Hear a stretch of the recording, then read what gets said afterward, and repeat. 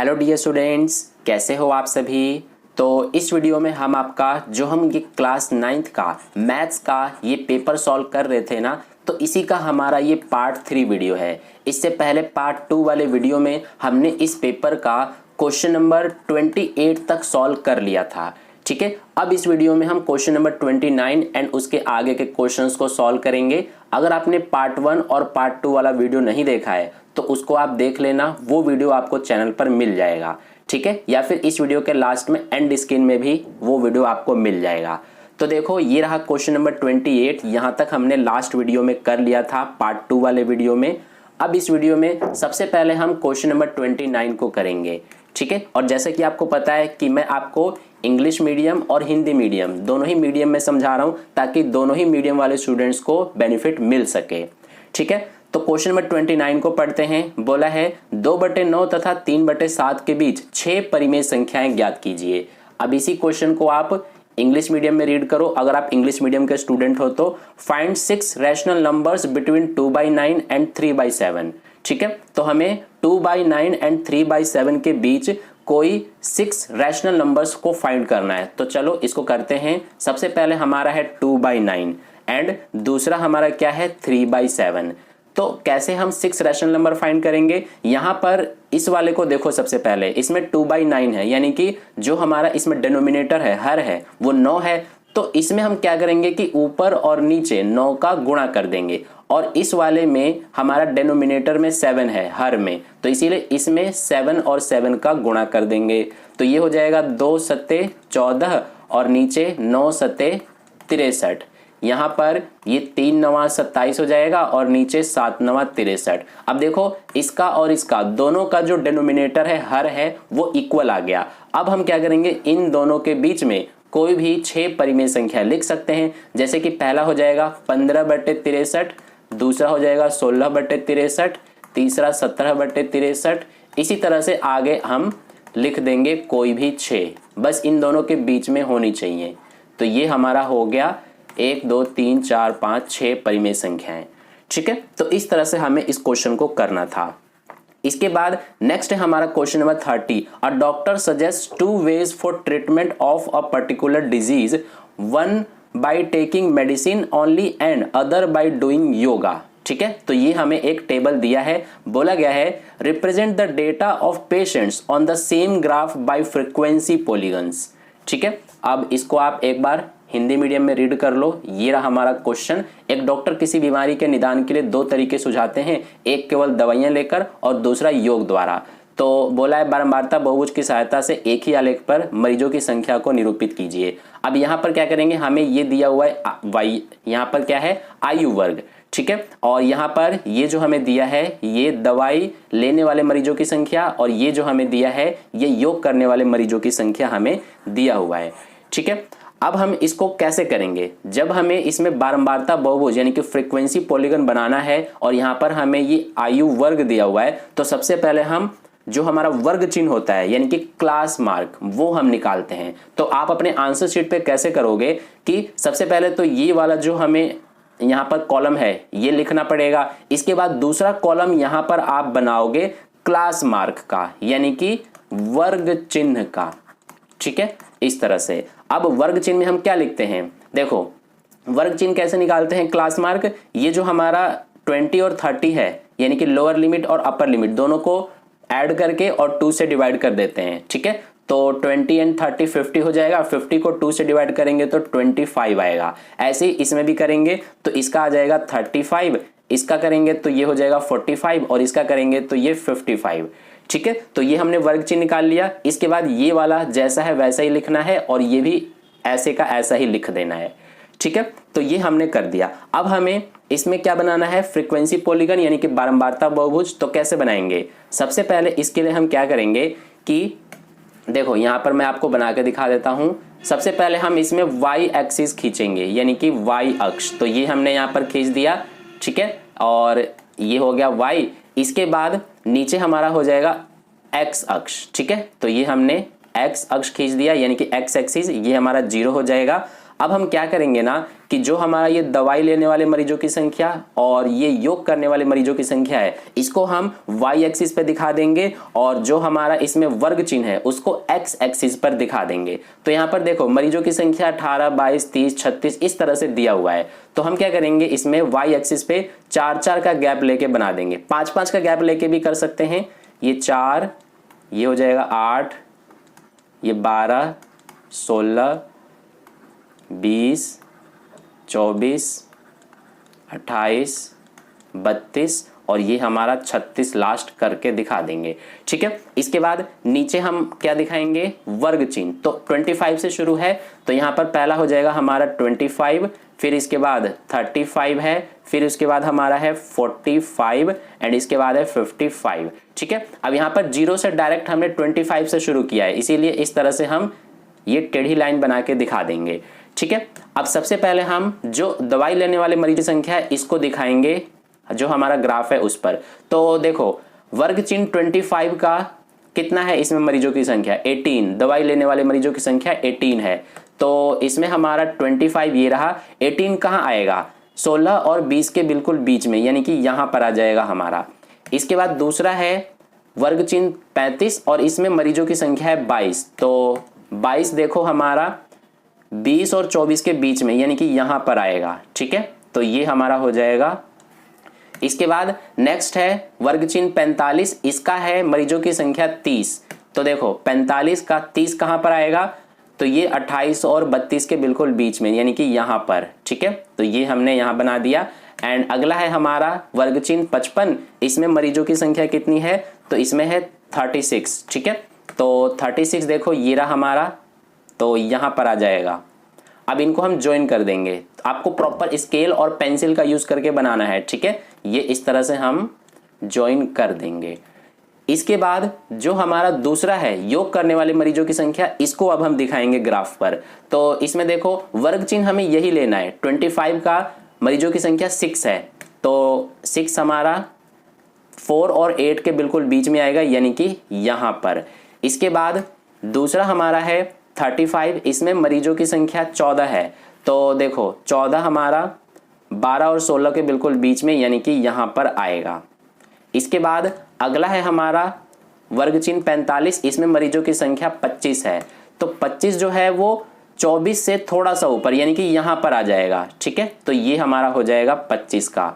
इसके बाद नेक्स्ट है 55, इसमें मरीजों की संख्या है 28। तो 55 का 28 देखो ये रहा, तो यहाँ पर हमारा आ जाएगा। ठीक है, अब इसको ना हम क्या करेंगे, यहाँ पर जो हमारा ये दवाई लेने वाले मरीजों की संख्या है इसको हमने ये डार्क लाइन से दिखाया है। तो जो योग करने वाले मरीजों की संख्या, इनको हम इस तरह से डॉटेड लाइन से दिखा देंगे। ठीक है, तो इस तरह से हमारा हो जाएगा। ये हमने बना दिया। यहाँ पर हम लिख भी देंगे जो दवाई लेने वाले मरीजों की संख्या, इसको हमने डार्क लाइन से दिखाया है और जो योग करने वाले मरीजों की संख्या है उसको हमने इस तरह से डॉटेड लाइन से दिखाया है। तो कुछ इस तरह से हमें ये फ्रीक्वेंसी पॉलीगन बनाना है। ठीक है, तो ये हमारा कंप्लीट हो गया। यहाँ पर हम वाई एक्सिस पर लिख देंगे मरीजों की संख्या यहाँ पर, और एक्स एक्सिस पे यहाँ पर लिख देंगे वर्ग चिन्ह, यानी कि क्लास मार्क। अब इसके बाद चलते हैं नेक्स्ट क्वेश्चन नंबर 31 पर। तो क्वेश्चन नंबर 31 में देखो क्या बोला गया है हमें। इसमें बोला है यदि px हमें ये दिया है तो इसका मान ज्ञात करने के लिए बोला गया है। ठीक है, तो देखो इसका मान कैसे करेंगे, इजी क्वेश्चन है। सबसे पहले इसको एक बार हम यहाँ पर इंग्लिश मीडियम में रीड कर लेते हैं। ये रहा, if px equal to this then find the, यहाँ पर इसकी वैल्यू फाइंड करनी है।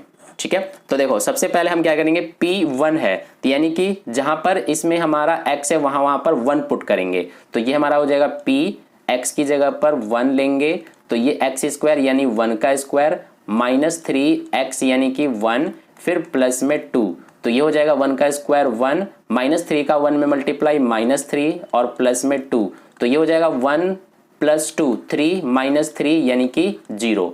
इसके बाद अब p -1 लेना है, यानी कि x की वैल्यू अब हमें -1 लेना है। तो इसीलिए p और ये जो x है इसकी जगह पे -1, फिर इक्वल में x स्क्वायर यानी कि -1 का स्क्वायर, इसके बाद माइनस का 3, फिर x यानी -1, फिर क्या है प्लस का 2, तो ये +2 आ गया। -1 का स्क्वायर करेंगे तो 1 आएगा, -3 का -1 में मल्टीप्लाई करेंगे तो प्लस का 3 आ जाएगा, एंड फिर हमारा है प्लस का 2, तो ये 1 + 3 4, 4 + 2 6, तो ये हमारा 6 आ गया।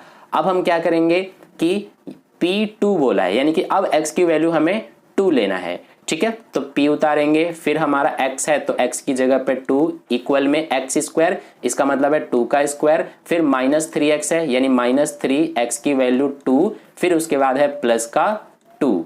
अब 2 का स्क्वायर 4, -3 का 2 में मल्टीप्लाई करेंगे -6 आएगा, +2 है तो ये 4 + 2 6, इसके बाद -6 यानी कि 0, ठीक है। अब हम इसकी वैल्यू फाइंड करेंगे, तो सबसे पहले P1 है, P1 की वैल्यू देखो क्या आया था 0, तो इसीलिए इसकी जगह पर जो है इसकी जगह पर 0 लिखेंगे। फिर हमारा प्लस है, ठीक है, यहाँ पर आप देख सकते हो ये प्लस है तो प्लस लिखा। इसके बाद P-1, तो P-1 की वैल्यू 6 आया है तो 6 लिखेंगे। फिर P2 है, ठीक है, तो यहाँ पे प्लस लगाएंगे, ये वाला प्लस, और P2 जो है इसकी वैल्यू हमारा 0 आया था तो 0 हो जाएगा। अब इसको सॉल्व करने पे क्या आएगा 6, तो हमारा आंसर 6 है, ठीक है।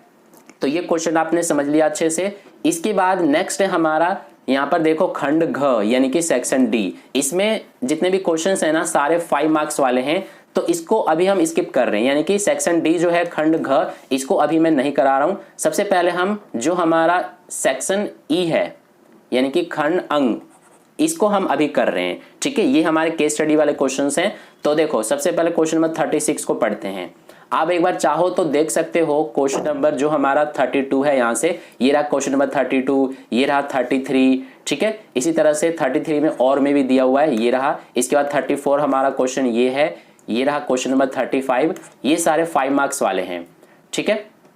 ये रहा हमारा, सबसे पहले हिंदी मीडियम में भी आप देख सकते हो, ये रहा हमारा 32, 33, इसके बाद इसका अथवा वाला क्वेश्चन ये 34 है, ये 35 है, एंड इसके बाद ये रहा हमारा बाकी का यहाँ पर है, ठीक है। अब देखो हम क्वेश्चन नंबर 36 को सबसे पहले कर रहे हैं। तो इसमें देखो यहाँ पर क्या बोला है, एक आइसक्रीम वाला 2 प्रकार से आइसक्रीम को परोसता है, या तो अर्धगोलाकार कटोरे में या शंकु में। शालिनी शंकु में आइसक्रीम खरीदती है जबकि रागिनी अर्धगोलाकार कटोरे में लेती है। अर्धगोलाकार कटोरी की त्रिज्या 10.5 सेंटीमीटर है और शंकु की त्रिज्या 3.5 सेंटीमीटर तथा ऊंचाई 12 सेंटीमीटर है। तो ये हमें इंफॉर्मेशन दिया हुआ है। अब बोला है यहाँ पर फर्स्ट क्वेश्चन ये रहा, शालिनी के शंकु की तिर्यक ऊंचाई ज्ञात कीजिए। तो शालिनी के शंकु की तिर्यक ऊंचाई ज्ञात करना है, ठीक है। ये रहा हमारा इंग्लिश मीडियम में, an ice cream shopkeeper serves ice cream in 2 ways, either in hemispherical bowl और इन कोन।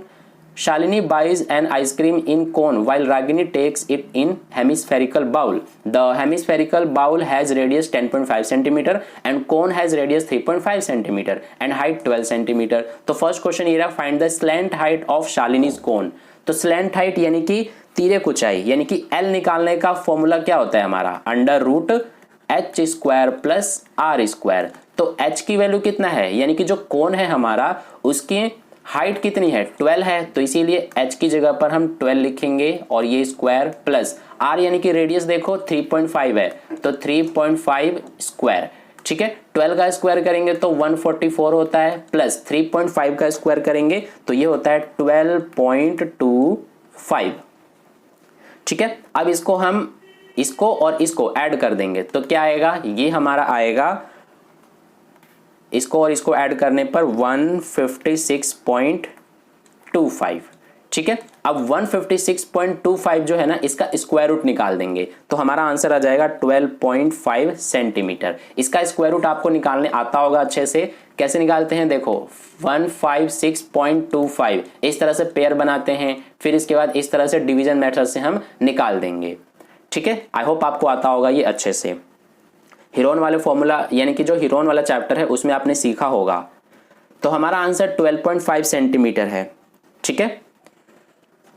अब इसके बाद नेक्स्ट क्वेश्चन को करेंगे। तो नेक्स्ट हमारा क्वेश्चन नंबर इसमें सेकंड है। क्वेश्चन नंबर सेकंड को देखो किस तरह से करना है हमें। इसमें बोला है if shopkeeper covers the cone with a paper then find the area of paper used, ठीक है। ये रहा हमारा। यदि दुकानदार शंकु को कागज में लपेटता है तो कागज का क्षेत्रफल ज्ञात कीजिए। कागज का क्षेत्रफल कैसे निकालेंगे? जो शंकु है उसको कागज में लपेटा जा रहा है, शंकु हमारा ये रहा, तो कागज से सिर्फ चारों तरफ लपेटेंगे, यानी कि इसका वक्र पृष्ठीय क्षेत्रफल यानी कि जो हमारा कर्व्ड सरफेस एरिया होता है वो निकाल देंगे। ठीक है, तो फॉर्मूला क्या होता है? ये होता है हमारा पाई आर एल। ठीक है, शंकु का वक्र पृष्ठीय क्षेत्रफल यानी कि सी एस ए, उसका फॉर्मूला पाई आर एल होता है। तो पाई की वैल्यू 22/7 इंटू रेडियस हमारा है 3.5, यहाँ से पॉइंट हटा देंगे तो नीचे 10 आ जाएगा, इंटू एल यानी कि स्लैंट हाइट, वो अभी हमने निकाला था 12.5, यहाँ से भी पॉइंट हटा दो या फिर रहने दो। ये हो जाएगा 7 1 जा 7, 7 5 जा 35, 5 1 जा 5, 5 2 जा 10, ये 2 का टेबल से ये हमारा 11 टाइम में कट गया। तो क्या बचा? 11 इंटू 12.5, तो 11 एंड 12.5 का मल्टीप्लाई कर देंगे 137.5 सेंटीमीटर स्क्वायर, ये हमारा आंसर आ जाएगा सेकंड क्वेश्चन का। ठीक है, इसके बाद थर्ड क्वेश्चन देखो, इसमें बोला है कि रागिनी को कितनी आइसक्रीम मिली। ये रहा हमारा इंग्लिश मीडियम में, हाउ मच आइसक्रीम शालिनी गोट। यहाँ पर शालिनी का बताया गया है इंग्लिश में, और हिंदी में यहाँ पर रागिनी के बारे में बोला है। तो थोड़ा सा इसमें मिस्टेक हुआ है, थोड़ा सा इसमें मिसप्रिंट हुआ है। इसमें रागिनी का पूछ लिया गया हिंदी में और इंग्लिश में शालिनी का पूछा, तो हम शालिनी का मान के कर रहे हैं। ठीक है, यानी कि शालिनी को कितनी आइसक्रीम मिली वो हमें पता लगाना है। ठीक है, तो देखो कैसे पता लगाएंगे हम। जो शालिनी है ना उसको आइसक्रीम किस में मिल रहा है, यानी कि आइसक्रीम वो किस में ले रही है। शालिनी जो है यहाँ पर हम पढ़ेंगे शालिनी बाइज एन आइसक्रीम इन कोन, यानी कि कोन में वो आइसक्रीम ले रही है। ठीक है, तो इसीलिए हम क्या करेंगे कि जो कोन है यानी कि शंकु, उसका आयतन निकाल देंगे, क्योंकि वो शंकु के अंदर आइसक्रीम को लेगी ना, इसीलिए। तो इसीलिए हम इसमें वॉल्यूम ऑफ कोन यानी कि शंकु का आयतन निकालेंगे। तो इसीलिए यहाँ पर लिखेंगे वॉल्यूम ऑफ कोन। ठीक है, हिंदी में आप लिखोगे शंकु का आयतन। तो इसका फॉर्मूला क्या होता है? 1/3 पाई आर स्क्वायर एच। तो ये 1/3 आ गया, पाई की वैल्यू 22/7, आर स्क्वायर यानी कि रेडियस, रेडियस हमारा कितना था शंकु का? तो ये था 3.5, पॉइंट हटा देंगे तो 35/10 हो जाएगा। 2 बार ये लिखा जाएगा क्योंकि आर स्क्वायर है, इंटू एच, एच हमारा है 12। ठीक है, अब देखो 7 एकम 7, 7 पंजे 35 कट गया, 5 एकम 5, 5 दूना 10। इसी तरह से ये हमारा 5 सत्ते 35, 5 दूना 10, ये 2 के पहाड़े से एक बार में, ये 11 बार में कटेगा। ये 3 एकम 3, ये 3 चौक 12, ये 2 एकम 2, ये 2 दूना 4। हमारे पास बचा 11, 7 और 2, तो ये हो जाएगा 154 सेंटीमीटर क्यूब। ये हमारा आंसर है। ठीक है, यानी कि जो इसमें हमारा शालिनी है उसको कितना आइसक्रीम मिला, तो वो हमने अभी यहाँ पर निकाल दिया 154 सेंटीमीटर क्यूब। इसके बाद देखो और वाला क्वेश्चन, अथवा वाला, हाउ मच आइसक्रीम रागिनी गोट, यानी कि रागिनी को कितना आइसक्रीम मिला वो अब हमें पता लगाना है। तो देखो हमने ना अभी हिंदी में शालिनी को कितना आइसक्रीम मिला ये अभी हमने निकाल लिया। ठीक है, अभी मैंने आपको समझाया। अब रागिनी को कितना आइसक्रीम मिला ये अब हम निकालेंगे। ठीक है, यानी कि जो हिंदी में है ना वो यहाँ पर पहले रागिनी का पूछ लिया गया और अथवा में शालिनी का पूछा गया है, लेकिन इंग्लिश मीडियम में शालिनी का पहले पूछा है और रागिनी का अथवा में पूछा है और में। ठीक है, तो अब हम क्या करेंगे कि रागिनी का निकालेंगे। तो रागिनी आइसक्रीम किस में ले रही है? रागिनी आइसक्रीम को हेमिस्फेयर में ले रही है, यानी कि हेमिस्फेरिकल बाउल में, अर्धगोलाकार कटोरे में। ठीक है, तो इसीलिए हम किसका वॉल्यूम निकालेंगे इस बार? हेमिस्फेयर का, यानी कि अर्धगोले का आयतन इस बार हम निकाल देंगे। तो चलो इसको भी हम करते हैं। तो सबसे पहले हम क्या लिखेंगे कि वॉल्यूम ऑफ हेमिस्फेयर। ठीक है, यानी कि हिंदी में आप लिखोगे कि अर्धगोले का आयतन। ठीक है, तो इसका फॉर्मूला क्या होता है आपको पता होना चाहिए, 2/3 पाई आर क्यूब होता है। अब देखो 2/3 उतारा, पाई की वैल्यू 22/7 एंड आर क्यूब यानी कि रेडियस। तो जो हमारा हेमिस्फेयर है उसका रेडियस कितना है? तो ये है 10.5। तो यहाँ पर 10.5 हम लिखेंगे, पॉइंट हटा देंगे। देखो 10.5 है, पॉइंट हटाएंगे तो नीचे 10 आएगा, तो इसीलिए ये 105/10 हमने लिख दिया। इसको 3 बार लिखा जाएगा इस तरह से। ठीक है, क्योंकि यहाँ पर क्यूब लगा हुआ है, आर क्यूब है इसीलिए। अब देखो यहाँ पर 7 के पहाड़े से ये एक बार में कटेगा और ये 7 के पहाड़े से 7 एकम 7 और 7 पंजे 35 यानी कि 15 बार में। ठीक है। और ये हमारा 5 के पहाड़े से 3 बार में और ये 2 बार में, ये 5 के पहाड़े से 21 बार में और ये 2 बार में, ये भी हमारा 5 के पहाड़े से 21 बार में और ये 2 बार में कट जाएगा।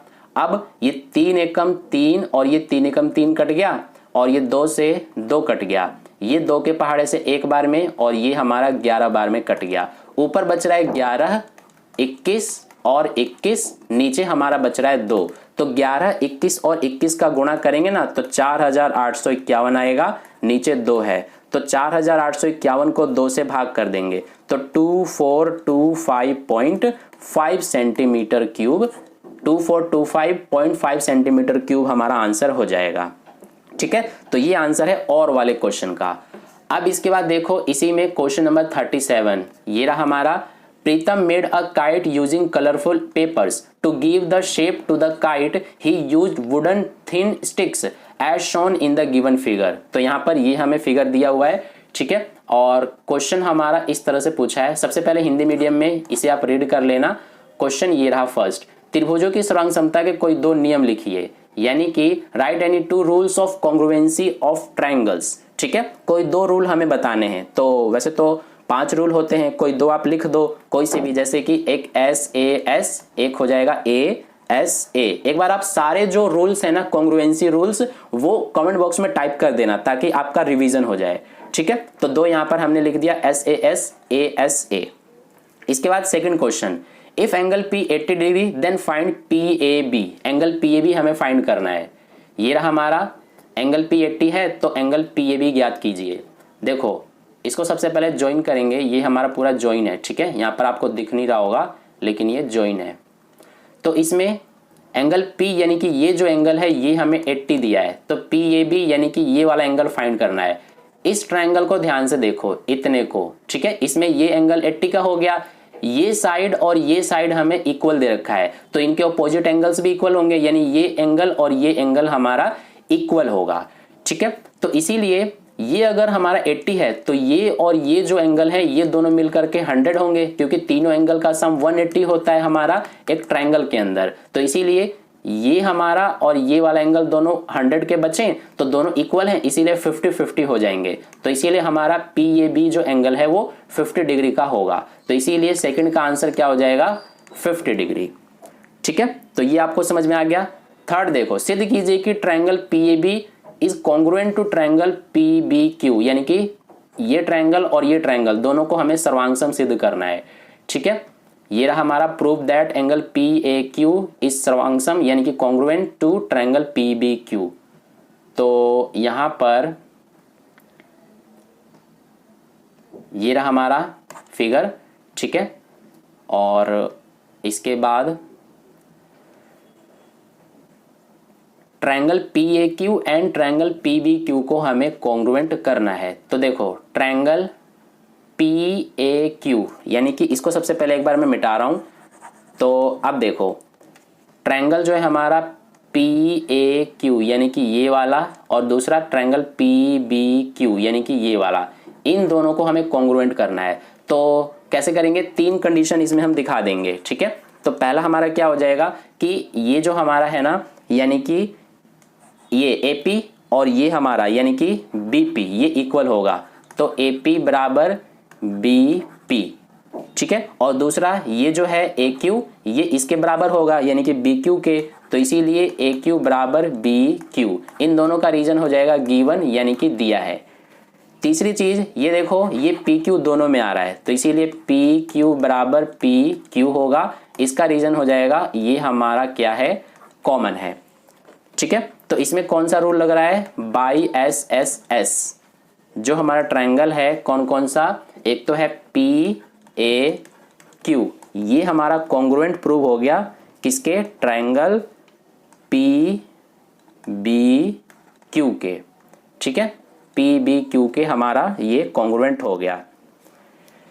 इसके बाद नेक्स्ट देखो, इसी में और में यानी अथवा में भी दिया है, तो इसमें हमें इसको और इसको कॉन्ग्रुएंट करना है, सर्वांगसम करना है, त्रिभुज PAC और PBC को। ठीक है, तो त्रिभुज PAC और PBC को अब हम करेंगे। PAC कौन सा है, PAC यानी कि ये वाला, और PBC यानी कि ये वाला, इसको हमें करना है। तो इसको भी हम कर देंगे कैसे, देखो ये वाला इसके इक्वल होगा, यानी कि पी ए बराबर पी बी हो जाएगा। एंड ये देखो ये पी सी दोनों में आ रहा है, तो P C equal to P C होगा, कॉमन है, ठीक है। इसके अलावा यहाँ पर और हमारा क्या होगा कि ये जो इतना एंगल है, यानी कि एंगल ए पी सी, ये वाला एंगल ए पी सी ये इक्वल होगा इस वाले एंगल के, यानी कि एंगल बी पी सी के, एंगल बी पी सी के, ठीक है। तो इसमें हमें तीन चीजें दिखा दी, तो इसमें कौन सा रूल लगेगा, ये साइड हो जाएगा, ये साइड, ये एंगल, यानी कि एस ए एस, ये साइड, ये एंगल और ये साइड, ठीक है। तो इसमें हो जाएगा बाई एस ए एस। तो जो ट्रायंगल है हमारा पी ए सी ये कॉन्ग्रुएंट हो गया ट्रायंगल पी बी सी के, ठीक है। तो ये हो गया हमारा कंप्लीट क्वेश्चन नंबर 37। अब इसके बाद नेक्स्ट है क्वेश्चन नंबर 38, ये रहा हमारा, इसको आप पढ़ लेना। देखो इसको इंग्लिश मीडियम में, Arun is participating in 10 kilometre walk. The organizer showed the coordinates on graph. Arun started from point A 31 and at point B 35 there is a water station to make people hydrated. A garden is situated at point C and finally Arun reaches at final destination marked at point D. तो ये हमें दिया हुआ है। First question देखो, right the coordinates of point C। तो point C हमारा कहाँ है, ये रहा, इसका कोऑर्डिनेट लिखना है। तो पॉइंट सी का कोऑर्डिनेट क्या हो जाएगा, देखो सबसे पहले एक्स एक्सिस पे देखो 7 पे है तो 7, एंड फिर वाई एक्सिस पे देखो 2 पे है तो 7 2 हो जाएगा इसका आंसर, ठीक है। ये फर्स्ट क्वेश्चन का आंसर है। सेकंड में क्या पूछा है, find the distance between A and B. Hindi medium में देख लो, फर्स्ट क्वेश्चन ये रहा। सेकंड, बिंदु ए की बिंदु बी से दूरी ज्ञात कीजिए। बिंदु ए हमारा ये रहा और बिंदु बी हमारा कहाँ पे है, तो बिंदु बी हमारा ये रहा, ठीक है। तो डिस्टेंस पूछा है, तो देखो 1 2 3 4, यानी कि 4 यूनिट्स का 4 इकाई का डिस्टेंस है। और 1 यूनिट हमारा कितने किलोमीटर के बराबर है, ये देखो 1 यूनिट हमारा 1 किलोमीटर के बराबर है, तो 4 यूनिट्स यानी कि 4 किलोमीटर इसका आंसर हो जाएगा। इसके बाद थर्ड क्वेश्चन, बिंदु डी के निर्देशांक लिखिए। तो सबसे पहले बिंदु डी का निर्देशांक देख लो। बिंदु डी का निर्देशांक ये रहा हमारा बिंदु डी, तो इसका हो जाएगा 7, क्योंकि एक्स एक्सिस पे 7 पे है और वाई पे देखो 1 पे है, तो 7 और 1 हो जाएगा। फिर इसी में आगे पूछा है कि एक्स अक्ष के समक्ष दर्पण प्रतिबिंब के निर्देशांक ज्ञात कीजिए। यानी कि जो ये बिंदु डी है, तो एक्स अक्ष पर यहां पर हम दर्पण रखेंगे तो फिर इसका निर्देशांक क्या होगा, तो वो हमारा ये जो बिंदु है वो यहां दिखेगा। तो इसका निर्देशांक बता दो, तो x का हमारा हो जाएगा इसमें 7 एंड y पे देख लो -1 पे आ जाएगा, तो -1, ठीक है। ये हमारा दर्पण प्रतिबिंब का है, ठीक है। इसी तरह से इंग्लिश मीडियम में भी है हमारा, ये रहा, तो इसका आंसर मैंने अभी आपको बता दिया। अब देखो और वाला question, find the distance of point D from point A and from y axis. यानी कि बिंदु डी की दूरी बिंदु ए तथा y अक्ष से ज्ञात कीजिए। तो जो बिंदु डी है हमारा, उसकी दूरी निकालनी है। सबसे पहले ए से निकालेंगे, तो बिंदु डी हमारा ये रहा और ए ये रहा। तो देखो 1 2 3 4, यानी कि 4 यूनिट, यानी कि 4 किलोमीटर, क्योंकि 1 यूनिट 1 किलोमीटर के बराबर है। और फिर पूछा है किससे, y अक्ष से, तो y अक्ष हमारा ये रहा। तो देखो 1 2 3 4 5 6 7, यानी कि y अक्ष से, y एक्सिस से कितना हो जाएगा, 7 यूनिट है, यानी कि 7 किलोमीटर। तो ये आंसर हो जाएगा हमारा, ठीक है। तो इस तरह से हमारा ये जो क्वेश्चन नंबर हमारा 38 है ये भी कंप्लीट हो गया। तो इस क्वेश्चन पेपर में टोटल 38 क्वेश्चंस हैं, ठीक है। तो ये हमारा कंप्लीट हो गया। वीडियो को एक लाइक जरूर कर देना, अपने दोस्तों के साथ भी शेयर कर देना, और अगर आपने चैनल को सब्सक्राइब नहीं किया तो सब्सक्राइब करके बेल आइकन को प्रेस कर लेना, ताकि नेक्स्ट वीडियो अपलोड करते ही सबसे पहले आप तक नोटिफिकेशन पहुंच जाए, ठीक है। तो मिलते हैं फिर नेक्स्ट वीडियो में।